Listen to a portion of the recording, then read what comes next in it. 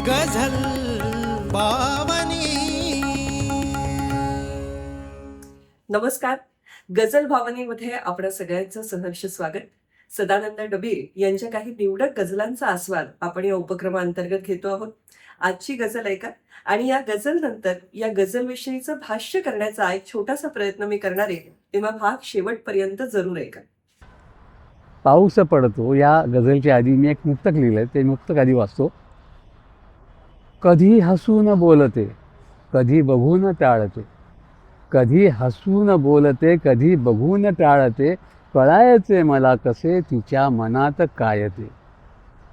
फुलात गंध दाटतो फुलात गंध दाटतो तसा तिच्या मनात मी, फुलात गंध दाटतो तसा तिच्या मनात मी.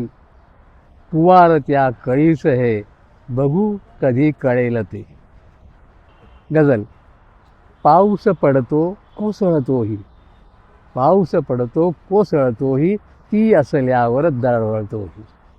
तिच्या कुंतली मत्त मोगरा, तिच्या कुंतली मत्त मोगरा, मिठीत घेता घमघमतोही, मिठीत घेता घमघमतोही.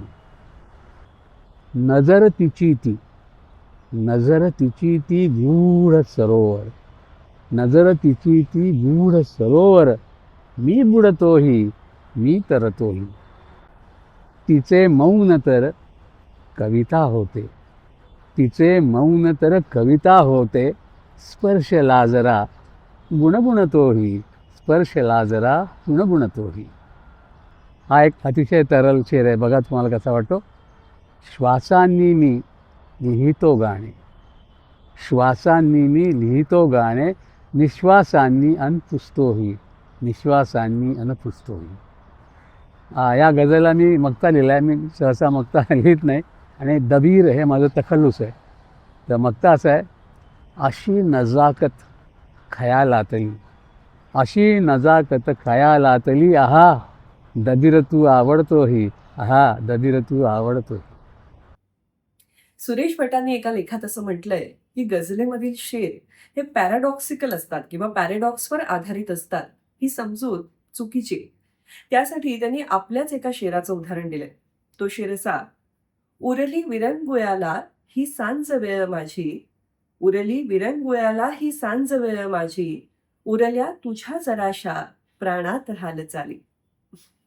पाऊस पडतो ही डबीरांची एक तरल इश्किया गझल आहे. या गझलेत एकही शेर पॅराडॉक्सिकल नाहीये आणि तरी सुद्धा गझल दाद घेते. पाऊस पडतच असतो, मधूनच कोसळतोही, पण ती सोबत असली की तो दरवळतो सुद्धा.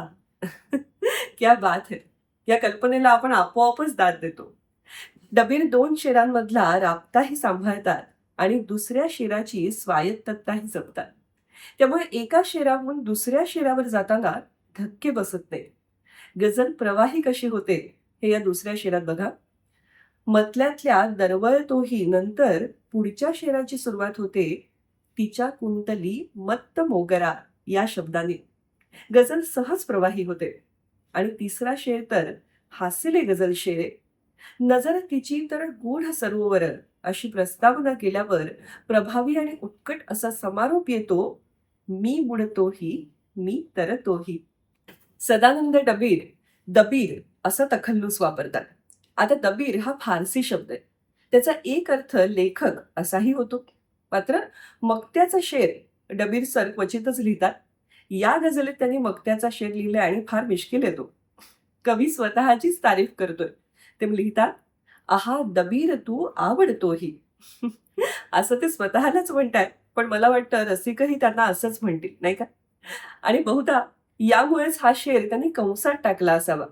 या तरल इश्किया गझलचे शेर आपल्या मनात श्रावण सरींसारखेच रिमझिमत राहतात. गझल बावनी.